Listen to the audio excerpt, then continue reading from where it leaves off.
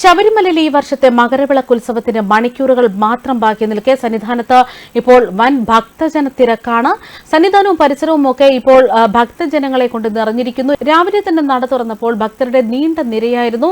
വൈകിട്ടും അതേ സ്ഥിതി തന്നെയാണ്. മകരജ്യോതി ദർശനത്തിനായി സജ്ജീകരിച്ചിട്ടുള്ള 10 പോയിന്റുകളിലും എല്ലാ സൗകര്യങ്ങളും ഒക്കെ ഒരുക്കിയിട്ടുണ്ട്. മകരജ്യോതി ദർശനത്തിനെത്തുന്ന ഭക്തർ പോലീസിന്റെയും ഫയർഫോഴ്സിന്റെയും നിർദ്ദേശങ്ങൾ അനുസരിക്കണമെന്നാണ് ദേവസ്വം ബോർഡ് പ്രസിഡന്റ് അഭ്യർത്ഥിക്കുന്നത്. അന്നദാനത്തിന് പുറമെ ഇത്തവണ ആദ്യമായിട്ട് ജനുവരി 14, 15 തീയതികളിൽ 3 നേരവും ഭക്തർക്ക് പ്രത്യേക ഭക്ഷണ സൗകര്യവും ഏർപ്പെടുത്തിയിരിക്കുന്നു.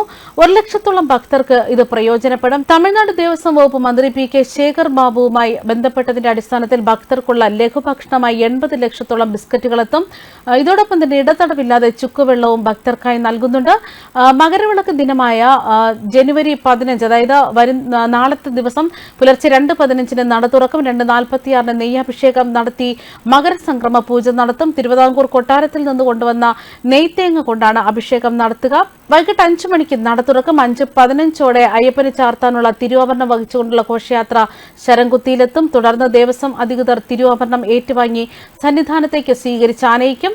തിരുവാഭരണം ചാർത്തി ദീപാരാധനയ്ക്ക് പിന്നാലെ പൊന്നമ്പലമേട്ടിൽ മകരജ്യോതി തെളിയും. മകരവിളക്കിന്റെ പിറ്റേ ദിവസം ജനുവരി 16 50,000 പേർക്ക് വെർച്വൽ ക്യൂ വഴി ദർശനത്തിന് സൗകര്യമൊരുക്കും. 17 മുതൽ 20 വരെയുള്ള ദിവസങ്ങളിൽ 60,000 പേർക്ക് വെർച്വൽ ക്യൂ വഴി ബുക്ക് ചെയ്യാം. ജനുവരി 16 മുതൽ സ്പോട്ട് ബുക്കിംഗ് അനുവദിക്കും. ജനുവരി 20 വരെ ഭക്തർക്ക് ദർശനത്തിന് വേണ്ടിയുള്ള സൗകര്യമൊരുക്കും. ജനുവരി 21 രാവിലെ പന്തള രാജാവിന് മാത്രം ദർശനം നടക്കും.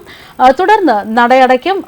അതായത് നാളത്തെ ദിവസം രാവിലെ 11 മണിവരെ മാത്രമേ ഭക്തരെ പമ്പയിൽ നിന്ന് സന്നിധാനത്തേക്ക് കടത്തിവിടുകയുള്ളൂ. ശബരിമല ദർശനത്തെക്കുറിച്ചുള്ള അയ്യപ്പ ഭക്തരുടെ പ്രതികരണത്തിലേക്ക്.